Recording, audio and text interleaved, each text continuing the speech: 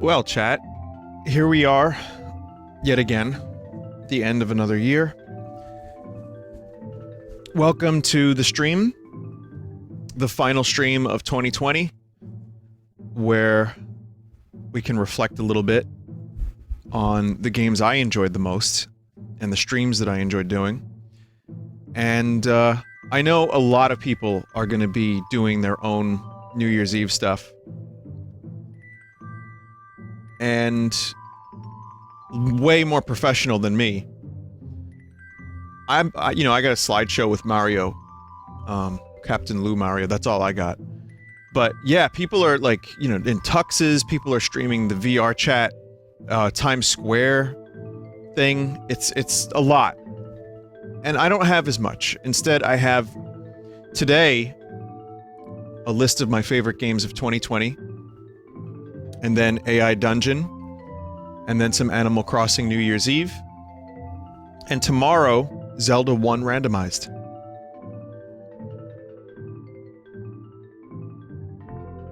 So that's what I'm doing. I was gonna do it today, but I ran out of time. I don't really have the ability to do Zelda tonight on top of everything else. And I'll be ending the stream a little early, like probably around 1 AM my time. But anyway, that said, once again, welcome to the stream. This will be simple stream today. Let's start with my favorite games of 2020. So many of you are already aware, if you've watched my streams, what games I like the most this year. And this is a list that covers those games, and then some more games, and then some games that came out previous years that I discovered this year. And I'll talk about them a little bit. So, I'm gonna say that the top 10 of the year is generally in order, but it's also not a strict order. So, for example, the 10 games could probably be, moved around a little bit. So, that said though, my favorite game of the year was... Let's get started, shall we? It was Half-Life Alyx. I loved this game as a Half-Life fan. You already knew it was going to be this. I had to, because I really loved it. It did a lot narratively that I enjoyed, but the gameplay was really good for me as a beginner VR player. But even then, it was really immersive. The world was completed. It wasn't like a half-cocked world of just a bunch of levels put together. It was a real-ass game. And it sucks that a lot of people don't have the ability to experience this game yet, but I'm very lucky I was able to. And I've said it from the beginning, but I wasn't sure about VR. I didn't like VR. For a long time, in fact, because I had only played the Oculus DK2. And I'm actually wearing a Majora's Mask shirt right now, by the way, of the moon crashing down. That's okay, right, chat? But, VR really didn't win me over, and I tried it at, like, VR cafes, I tried the one I had, and then when I got the Index, that all changed. Slowly, I figured out VR. And I actually started doing smooth locomotion with Half-Life Alyx. So in a weird way, Half-Life Alyx taught me how to walk in VR. That sounds really lame and weird to say that, but it did. The fucking horror sections were perfect, the shooting was good, the vibe and atmosphere were perfect, it was really immersive, and it felt like when I first played Mario 64. VR really, for me, came together as a medium with Half-Life Alyx, and with the Index, and for that, and delivering upon expectations that seemed fucking impossible, Half-Life Alyx was my game of the year, and I loved it, and one day I will play it again, and I can't wait to. I just want to forget more of it first. Oh yeah, it looked great, ran great, sounded great, fantastic. Game number 2, Hades. This game I played in earlier forms, and then it kind of ended up becoming better. Like, when it was fully, 1.0 released, the game was already really good before that, but then it got even better.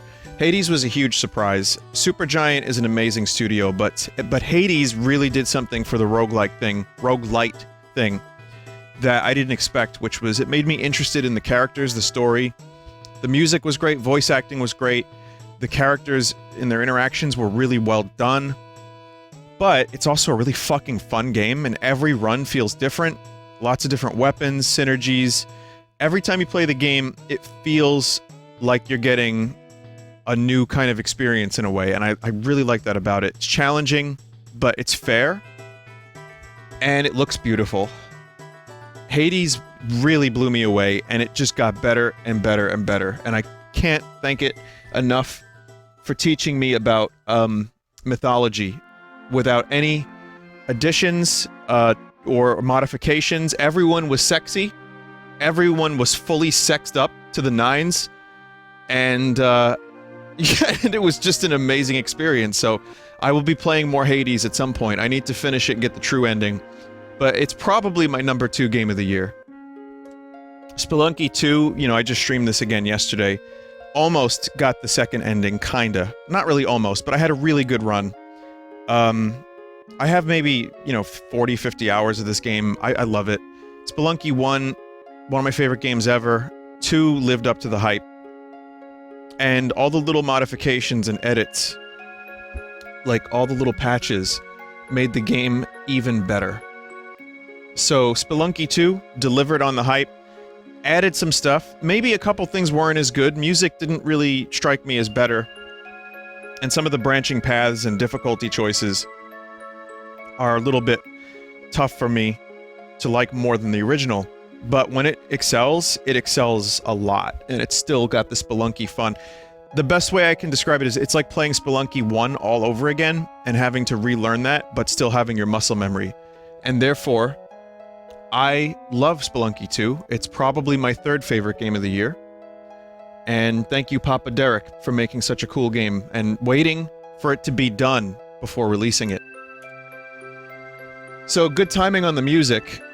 I really liked Final Fantasy VII Remake.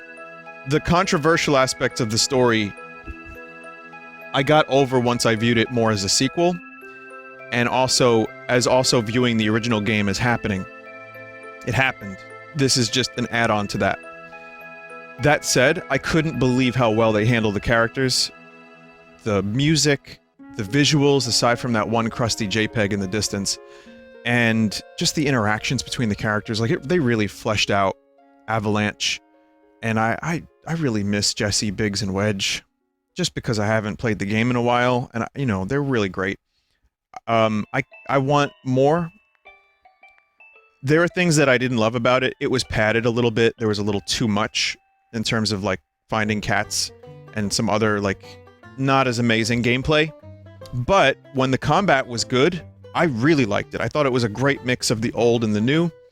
And just hearing the characters banter, going through all these, like, famous locations in Final Fantasy VII, in this, like, new iteration, I thought it was really well done. Don Corneo was perfect.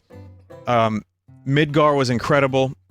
I eagerly await more, and in some ways, I am actually even more excited that we're gonna get something a little different, as opposed to just the same game. Like, I'm like, alright, I've played the original a lot.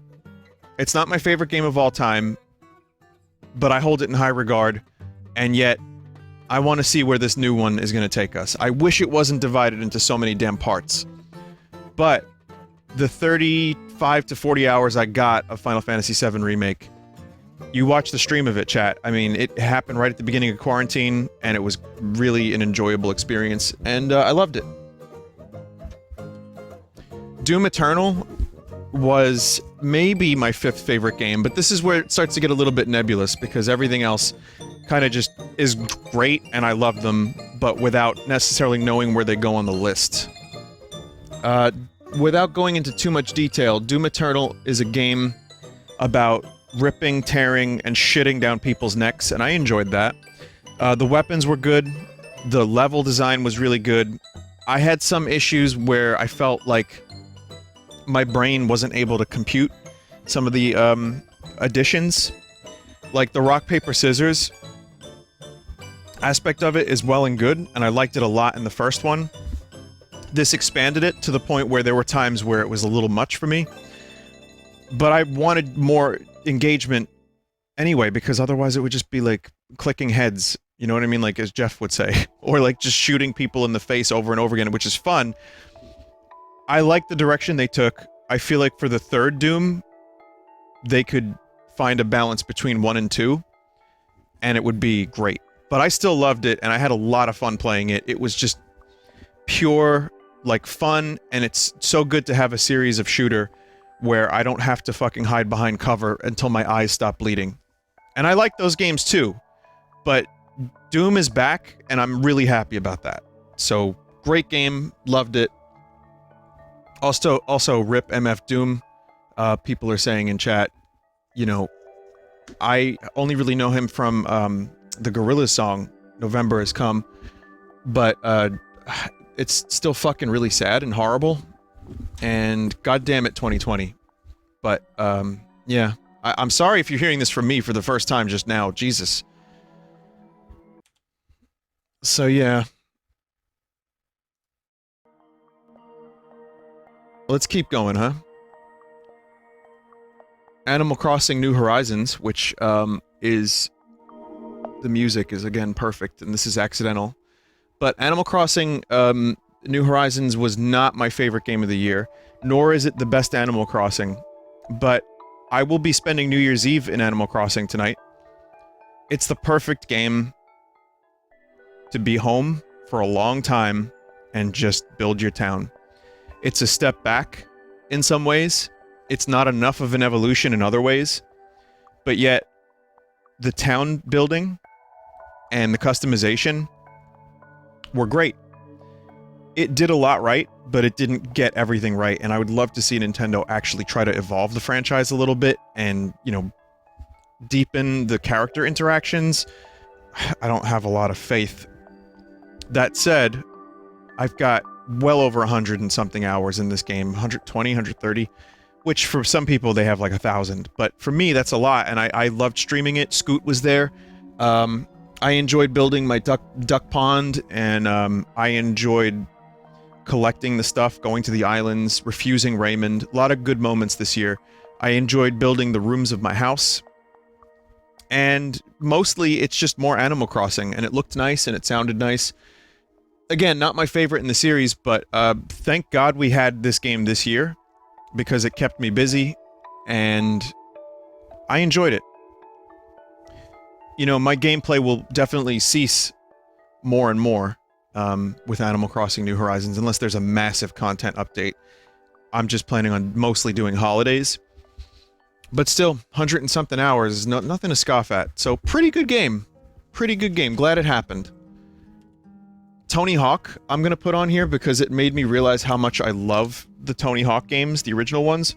This was a great remake, and it deserved a lot of attention. Now it can no longer be streamed because of copyright stuff, which is, you know, a mess unless you turn everything off, I guess, but hey, the game itself, both Tony Hawk games, made even better, in my opinion. And the levels looked great, it was fun, and it really reignited my love of Tony Hawk 2 and why I loved that game so much in the first place. It was the exact right remake for this series, and to me, it's a shining example of how to do a remake, and how to add stuff, and make what's there better. Fantastic. Call of Duty Warzone. This may strike some people as odd, but it came out in March of this year. This is... I'm not even kidding, chat. Between this, Modern Warfare blew me away last year, right? Because it was actually a good Call of Duty game. Mechanically, it was amazing. Warzone maybe is my favorite Battle Royale game I've ever played. That said, I don't play it a ton, but it's just really, really well done. It started, like, kind of, the updates have all been good, but it runs really good now. The shooting is good. It cuts down on a lot of time that you would spend doing useless shit in other games, and it just leads to a lot of good encounters. Better Battle Royale than I expected. It's probably my favorite, and it's easy to hop into a match, and every time they update it, I go back, like they did a zombie mode for Halloween, and it was amazing. Then they did the smaller island for the new update. I like that too. Again, a big surprise. A welcome one. And it makes Black Ops kind of pale in comparison, for me at least. Like, I liked Black Ops, I played it a little bit, but Warzone and, by extension, Modern Warfare from last year were just, again, really good ways for me to enjoy that series, which I had not for a long time because VW made fun of it for years, and then I ended up enjoying it. So, cool, cool game. Pap Mario Origami King. Why is this on the list? I tried to think about what games I really wanted, and Paper Mario returning to form was something that I really wanted. Was this a return to form? Not really. But it was very memorable, and I still enjoy the streams that I did of it, and I feel like we had a lot of good laughs over it. The music was phenomenal. Speaking of good music, Paper Mario Origami King just didn't have the RPG elements that I really needed. It didn't stick in the way that a lot of RPGs would. You know, a lot of the collectibles, like the toads, were fine, I guess. Pointless, but fine. The battles really didn't do a ton for me, but they were engaging every now and then, and the boss battles were really good. But what makes the game make my list is, almost more than any other game this year, it was charming. God, I hate saying that. But it was. And the writing was pretty funny, and some of the characters were surprisingly tragic and good. And Luigi was there. I wouldn't even put this necessarily... I'm not sure if top 10 is even the best place for this. But I'm happy it's here because it reminded me of why the Paper Mario franchise could be one of Nintendo's best. And this was a huge step in the right direction. Maybe the next one will be even better. God, I hope. But if it's not, I enjoyed Origami King. And it was, again, a fun game to stream. So maybe that makes me a little biased. Next is Hyrule Warriors Age of Clams and Calamity as well. This game had some problems, but it was more Breath of the Wild stuff. It had the alternate reality shit. But truthfully, it ended up being a really fun game. I put over like 35 hours in it, I think. Something like that. And the characters were mechanically interesting when I didn't expect them to be. Even if it was just the XXX and the YYY. Not the best game of the year by any means, but still enjoyable. Semi-disappointing Nintendo big holiday release. But, when it looked good, when the frame rates were 30, it was cool. And some of the plot points were really good, even if they, you know, alternate reality shit, whatever. I'm not gonna spoil it, but, you know, I had issues with that. But truthfully, it was a lot of fun. It was easy to get addicted to, and easy to get lost in. And I loved Hyrule Warriors, the original, and this was probably better mechanically. So, good game. Glad it happened. Ready for more Zelda, better Zelda, less Warriors. That would be good. And... oh, here's a... I don't know what this is. Where'd this come from? So that was my 10. Honorable mentions. Let's talk about this for a second. Flight Simulator 2020 was not a game that I spent enjoying the gameplay too much, because it really had some, you know, it's a flight simulator game. That's not really for me. But it was fun to look around, and it was a technological achievement. Even if it ran kind of crustily, it was cool. And I didn't think I'd ever be playing a flight simulator game on stream. But we went to Mount Fuji, and it was a lot of fun. Bugsnax could have been top 10, and I considered it. The only thing that Bugsnax didn't do for me is, like, it didn't really grab me the way it grabbed some people. It was fun, it was cute, it had bunger. I loved it in my own way. But there was some stuff in there that was like, you know, it was just kind of just go and get the thing and then bring it back. The thing that I liked most about it was the character of the game, and I did enjoy some of the characters. I enjoyed the bungers. I enjoyed the bug snacks. There was a lot of good in that game. The music was great, too. Didn't run amazing on the PS4 base, but it was okay.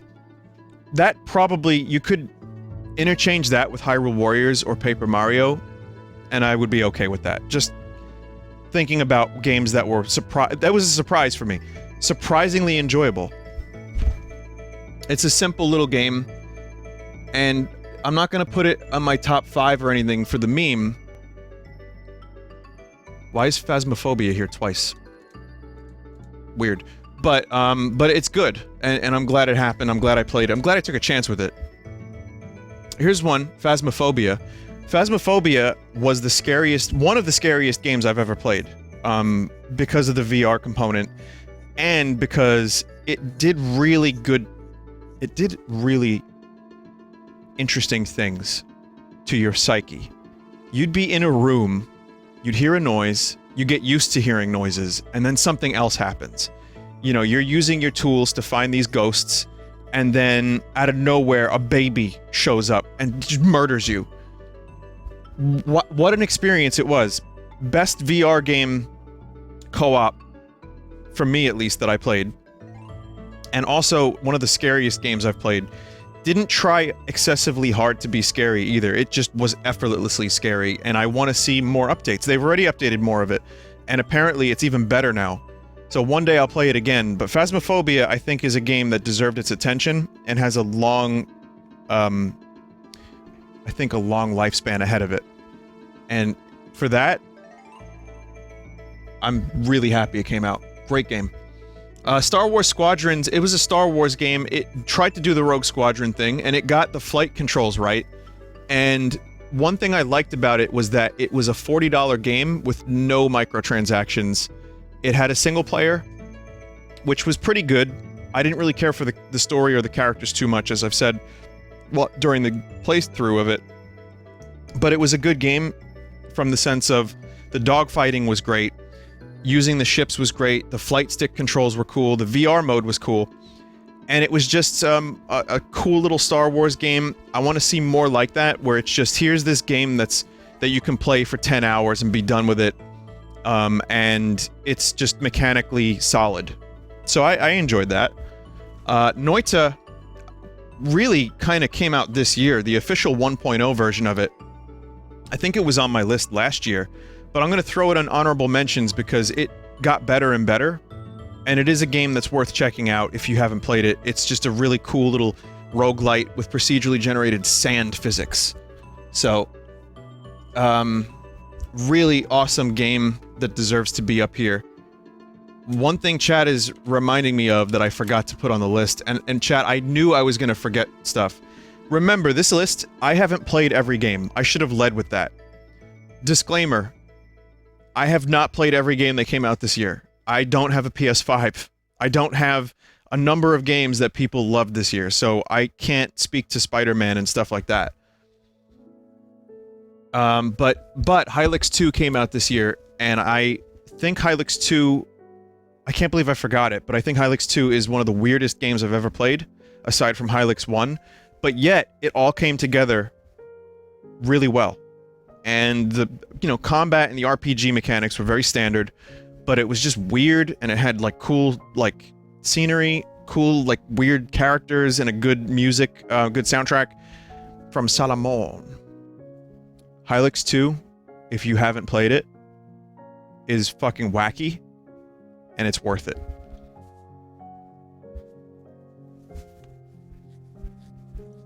Monster Train. Monster Train is another game that absolutely took me by surprise. It is a card game like Slay the Spire. It's Defend the Pyre. And it's just an addictive little card game. I haven't played, even though I unlocked the Candle Lads, haven't played as them. One day I may return to it. But yeah, just another cool, addictive card game with some interesting mechanics. Good music. Better visuals than Slay the Spire, in my opinion. Overall, derivative from that type of game, but if you like roguelite card games, Monster Train is probably something you'd enjoy. I enjoyed it. I got addicted to it. Proteus is just another, like, first-person shooter. I played it not too long ago. It's not fully done yet, but I wanted to add it to this list because it technically came out this year. Another crazy over-the-top, find the key, shoot the enemies in the face, big blood kind of game with, maybe the best part in some ways was the level editor, where people could make all these wacky levels. Again, looking forward to seeing more from Proteus. I will probably stream it next year when it hits 1.0, if it does. Cool game. Command & Conquer Remastered could have been a little bit higher. Before people say, World of Horror, please wait, is what I would say. So Command & Conquer Remastered is another example of how to do a remaster right. It is the perfect way to update. Not only do you have tons of bonus maps and, like, you know, behind-the-scenes videos, they redid all of the visuals from scratch. They improved some of the lagginess of the game. They made it very playable, and, you know, you have the option to turn that stuff off or on. It's more modern. You can select a lot of units at the same time. Like, there's a lot of ways that you can play it that you couldn't play it back in the day. You get 2 great games. I loved it. I thought it was a surprise, again, from EA. And, man, fantastic game. Reminded me of why I loved Command & Conquer in the first place. Teardown is another game that came out this year that I played, that you saw me stream. Probably not in 1.0, but I did play it this year because it came out. It was available to play this year. And it was just a weird, interesting game where you break everything. And everything was simulated, and it was kind of a cool puzzle game on top of being able to destroy everything and cause chaos. That was enough for me to put it on the list. But I think Teardown has another, I think they're doing more levels. So there's going to be more from Teardown, but from what I played, Teardown was a unique and cool game that is absolutely worth a look. And finally, Trials of Mana, the remake. I had my issues with it, but it was also a very well-done remake for what it was. After the debacle of the Secret of Mana remake, this was much more respectfully handled, and even pretty fun in some spots. The gameplay was a little shallow, and after playing Final Fantasy VII Remake, Trials fell flat in the gameplay department for me. It was a very hack-slashy game, but I was able to get into it, and it's just a fun adventure, and the music was really great, and especially the remakes of the music, the remasters, were not a disappointment in my opinion. Visually, the game looked good for what it was, very Dragon Quest XI, but it still doesn't really compare to the original sprite pixel art. But I'm glad I played it. It was a fun, worthwhile adventure. We got a lot of memes from it, as you can see by Charlotte there. So, yeah, it's pretty good. And then, what's this, chat? Games that didn't release in 2020 that I played for the first time this year. So here's a couple more games that I want to talk about. Because I didn't want to have them on the honorable mentions when they were not, in fact, released this year. Outer Wilds maybe was one of the best games I played this year. Top 3. But, yeah. Hang on a second. Let me just do one more thing here. I see, I forgot about this. Let's go back to this list real quick. Xenoblade Chronicles deserves to be on this list. I didn't finish it, that's on me. But, truly, I understand why people love this game, and I do hope to one day return to it. It deserves even higher on the list. If I had finished it, it might be up there. Barn Finders was just a joke. I liked it, but come on. Alright. Hit upon Ricky return one day. Alright, so, Outer Wilds, maybe top 3 of every game I've played this year. So I think, you know, if I played it in 2019, it would have been my game of the year, perhaps. I loved it. And I deserve more Outer Wilds. Make Outer Wilds 2. Don't, actually. Now that I think about it, it's just a great one-off experience. And it was, I'm glad I went in mostly not knowing what was going to happen. It left an effect on me. It had a really good sense of discovering the world yourself, which made me love the world and the characters even more. And it made me think about my place in the universe. Not every game gets me that existential. So RimWorld is next, Outer Wilds, however, is great, and I recommend it to everybody. If you can get it on sale, persist, and you'll enjoy. Sorry. Now, RimWorld would have been maybe top 5 if it had released this year. I did a RimWorld playthrough, and I couldn't stop playing it. I couldn't stop thinking about it. It is not only addictive, but it's extremely engaging. And we had a lot of good times and smoking weed and all that fun stuff. But aside from all that, it was just an intense experience. Sometimes chill, but sometimes really fucking intense. And it left a very profound effect on me in terms of what kind of games I like. I didn't know I liked games like that, so I guess I do. It's very user-friendly. It's not like Dwarf Fort in that sense, but maybe Dwarf Fort will be more for me when they release the visual update. But RimWorld blew me away. I love it, and I will be streaming more of it next year. With the expansion and with some mods as well. And I think Season 2 of RimWorld will be a lot of fun. So, fucking phenomenal game. So, VR chat. Why is VR chat on here? Boy, how tides have turned. When I first joined VR chat and checked it out a couple years back, when it got popular for the first time, it was something I didn't really like because I went into public worlds, and as I explained, it was just people doing bits, and everybody in a room would do a bit, and they were all streaming it. While that hasn't changed a ton, I have discovered this year, actually being in VR chat, it's one of the best VR experiences I think around, especially because there's so many maps and now its own programming language.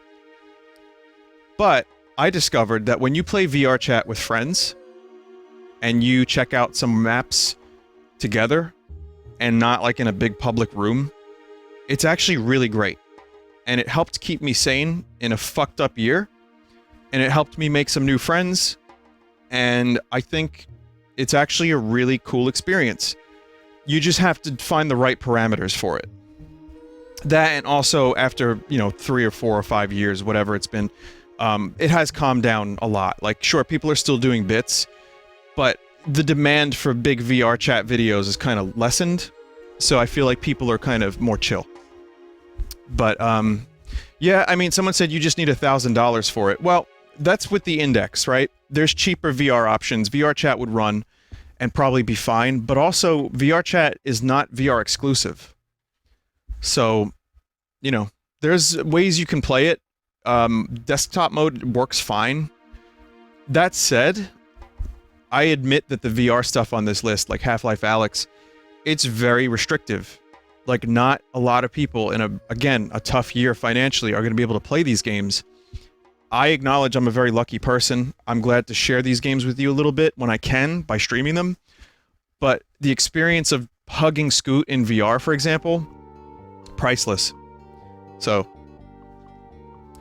Boneworks was another VR title that came out last year, and I didn't really finish it because I had some, I didn't like the level design a whole lot, and I just started getting kind of sick of it because I played it for like maybe 6 or 7 hours. I had enough by then.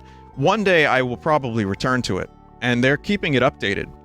Boneworks might be the most advanced VR game I've played in terms of the way your body moves, the physics, the gunplay is very good, and the way you solve puzzles in that game, you can do it in like kind of a couple different ways, and you can use your body to like break the puzzles. It's interesting. It made me a little sick at first, but then I got used to it. It's a great example of what VR can be once you get your sea legs. And the same for Pavlov. Honorable mention to Pavlov for being... I haven't spent a ton of time in Pavlov, but it's one of the best shooters in VR. And I think I'll be spending more time in Pavlov. So... yeah, the VR legs, I joke about it, but you've probably watched me chat over the past couple years complain about VR because it would make me sick. And it did for the index at first. And some of the more intense experiences gave me kind of like a headache, or it just was difficult to stay in VR for long. But then, you know, I conditioned myself slowly, and then I would spend some time, you know, moving slowly, or, you know, spending more and more time in VR. And now I can spend like 3-4 hours in VR doing more intense shit, no problem. But it took a while. And games like Pavlov and Boneworks are the types of games that you want to play after like 20, 30, 40 hours in VR. So. Sea of Thieves I discovered this year. And Sea of Thieves ended up being a really interesting pirate game. I've always wanted a cool pirate game. It's not the one I've always wanted, but it's good. Rare, I didn't think had it in them, because I've been so down on Rare after like almost 2 decades of just whatever. But truth is, Sea of Thieves is still getting updated. There were some really funny moments when I played it with friends, and the Kraken was pretty great. And it's just kind of cool to go sail and do some random shit for like 2-3 hours. So, yeah, I think it's really great. It's got the best water graphics I've ever seen.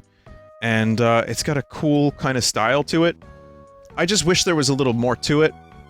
But its user-friendly kind of open-endedness also is kind of nice. So, I like it. It's not one of my favorites, but I like it. A World of Horror is on the list because it really is a unique game, isn't it? I would like to one day stream more of it with the Vinesauce mod, but unmodded, I played maybe 4 or 5 times, and it's creepy. The Junji Ito style I wasn't really familiar with, but it made me kind of appreciate that style a lot, and I think World of Horror ended up being a huge surprise. I was afraid that I was going to have a hard time learning it, but once I got into it, it was just like, holy fuck, this is cool. I like how your character suffers wounds on the character screen. Like, they get holes in their face. Or like the death mask takes their face away. It's so creepy, it's fucking great. And there's like eels and stuff. It's just a bizarre game from a sick mind in a good way. And for that, I utterly enjoyed it, and it was perfect for the Halloween spirit as well. So yeah, World of Horror was cool, and I'll be streaming more of it in the future, I'd imagine. Another VR game, the Hot Dogs, Horseshoes, and Hand Grenades. I have always been interested in guns just because of video games. More like, you know, playing Half-Life and Doom, and, you know, all the shit, GoldenEye. I don't actually need a gun. I don't want to fire a gun. I don't have any interest in real guns. You know what I mean? Like, it's weird. Video games, guns are cool. Real life, I never had any interest. I don't really want to shoot them. It's just not a thing. But the cool thing about this Hot Dogs, Horseshoes, and Hand Grenades game is that you get to, like, fuck around with guns and learn how they work, and shoot them, and kill sausages, and it's, like, kind of surprisingly realistic. And so, if you want to see what an M1 Garand looks like, and actually, like, load it, it's there. It's kind of neat. That, plus it's just a wacky sausage game, and there's weapons that are completely over the top. Some of the game modes are cool, but otherwise, like, it's the least gamey game on this list, perhaps, other than VR chat. But yet, it is, for what it is, it's kind of astounding. So, and there's tons of content. Undermine, I'm just throwing this on the list right at the very end because it didn't come out this year. It's just another one of those Binding of Isaac light kind of games. It's similar to the, you know, Gungeon Isaac style, very much so. And yet, it ended up hooking me in the past week and a half or so, 2 weeks, and it has yet to release the hooks. I described it the other day as it's like playing Isaac for the first time. It maybe isn't as good, there's not as much content, but when it does some different things, it does them well, and it can get really, difficult, but fair. And there's this, addictive nature of discovering new items and getting more gold. It's cool. It's a cool game. It's not the best game of the year or anything like that, not even the best game of last year, but it's neat, and I've gotten a number of people hooked to it. And I'm like, yes, enjoy, now you know. Super Hot VR is the last one. I thought it was just another cool VR experience. It is an example of how to adapt a game series to VR really well. So, I think Super Hot, as much as I liked it, I liked Super Hot VR even more. Some really cool shit you can do in that game. And I streamed it, and I loved it. So that's another game that I got right at the beginning of VR, and big recommendation. However, my favorite game of the year, and hence years, maybe 20, 30 years, is this. Can you touch it? There is one boob in the game. Easy mode is yo, you are just girl.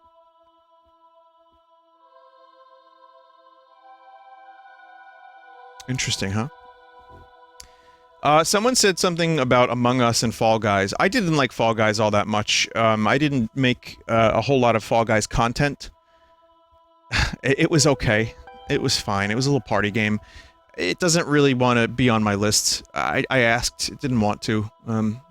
And Among Us, the reason I left that off is because I don't like the original as much as I like the VR chat version. And VR chat's on my list already. And, you know, it's okay. It's not one of my favorite games of the year, but it's cool. It's fun with friends. So, Risk of Rain 2 was on my list last year. Came out last year. I played it last year. Black Mesa is not on the list because I played it last year. And also, truthfully, I played it years before that. Where's Final Fantasy VI? Well, you see, if you read this part right here, I played Final Fantasy VI in the 90s. Otherwise, if you saw my top games of all time list, it's there. I love it. So, there's a lot of cool games that I played that aren't on this list that I played last year at the very end of the year, or whenever. Risk of Rain 2 officially released this year. Okay, so now that's my mistake, if that's the case. Because I thought it was last year, and I googled it, and it said 2019. But I think most of you would know I absolutely adore Risk of Rain 2. And if I forgot it on the list, then it should be here, definitely. Maybe even top 10, like above like one of these, you know. So good game. Clubhouse games. Yeah, Clubhouse games. I mean, now chat is reminding me of other games. Help me, chat. Help me. So, okay, Risk of Rain 2 might even be top 10. Clubhouse games would be honorable mentions. What else you got here? Puyo 2? Nah, I'm good. Mario's Mystery Meat is a mod of Mario World, so, you know. It was great, but no. Blade Runner 2021. No, actually, no. Nope. Destroy All Humans was chill. Part-Time UFO was chill. They were good. Would they go on the list? Maybe Destroy All Humans would. Part-Time UFO was just a fun little game. Barn Finders I wouldn't put on the list. Carrion was good, but it wasn't... I didn't remember it, so that has to count for something. Cloudpunk was okay. Wouldn't make my list, but I liked a lot of it. Here's what I would say. Cyberpunk. Let me just address Cyberpunk real quick. Because Cyberpunk came out this year. Hades. Hades is my number 2. You gotta watch the whole thing if you missed it, because I got Hades up at the top. I talked about it a lot. Okay, Cyberpunk Aquafarms.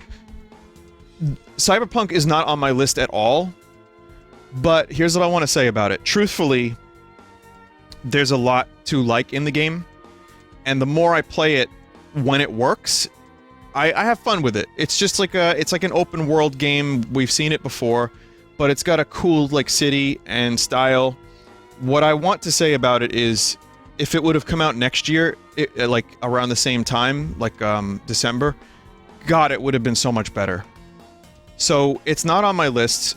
I haven't finished it. I'm only like 10 hours in. I've glitched it more times than I've spent playing it probably, but I don't hate it.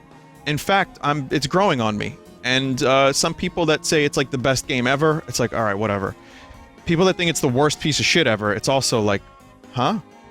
It's just pretty good. That needs severe patching. It needs serious looks into its code. It needs an army. And I feel bad for the people that worked on that game, you know, because either corporate was like, nah, it's got to come out this year, or whatever the case is, because I know they worked hard. The assets in that game are beautiful, the city is beautiful. There's so much to like, and yet so much makes me like it less. So, just the world is held together with duct tape and strings and straw, and it just, it's a shame. You know, like police appearing behind you after you, like, break the law in the game. It's just like, here's a drone out of nowhere. Like, in an elevator, here's like 5 cops. What? Or like, you know, you shoot and then people just duck in the middle of the street. The cars don't have any life to them. They just kind of stop or like drive through like things and break themselves. It feels like if this game had the same like kind of depth as like a Red Dead 2 or GTA, like a Rockstar level of attention to detail, I think I would probably enjoy it a lot more. I know that's a tough thing, like, oh, just be Rockstar with that level of detail, forehead. But truthfully, that's what this game needs. Because the immersion is broken fucking frequently. So, it's cool, and I want to like it. I'm gonna play more of it. I'm gonna stream more of it, chat. Like, I had fun last time I streamed it, for the right reasons and the wrong reasons. But, it's not on my list. So, what other games, chat? Curse of the Moon 2 was good. That could have been on my list. In this honorable mention. 7 Days. I played that before. It was cool. I enjoyed it. Black Mesa's 1.0 update was March of this year, though you didn't play it this year. Well, Black Mesa is amazing. You know I love it. Besiege could have been on there, sure. Resident Evil 3, maybe honorable mentions. Cloudpunk I mentioned, not really into it that much, but I liked a lot of it. Barn Finders is not on my list.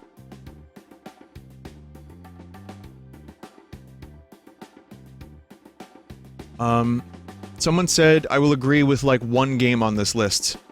Well, that's the thing, you know, different people have different lists. Here's a recap of all the games that I thought were my top 10 this year. You know, and then here's my honorable mentions, excluding a couple that I missed. And then here's the games that I played that didn't come out this year. And chat, I'm guaranteeing that I missed a lot of stuff, which is why I can't specifically say that this is a definitive list. I did the best I could today, and I forgot a bunch, so sorry about that.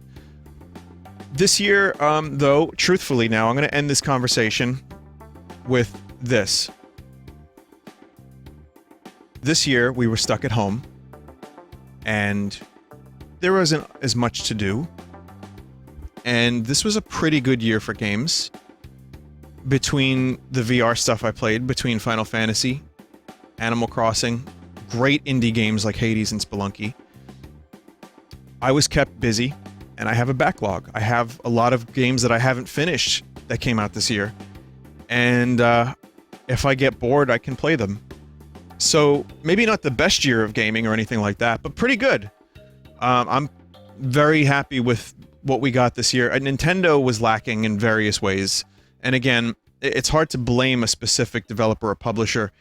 Like, even Cyberpunk, their year was fucked for reasons. And many studios had a similar thing.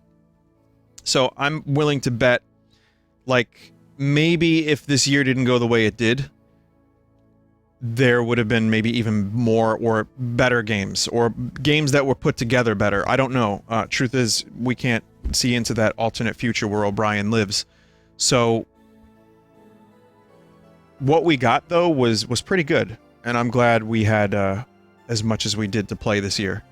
So, anyway, thank you for watching. This is just all my opinion. I'm no authority on video games, you know that. And the ones I haven't played, you know, I missed a lot of big-name games this year. So, still, thank you for listening.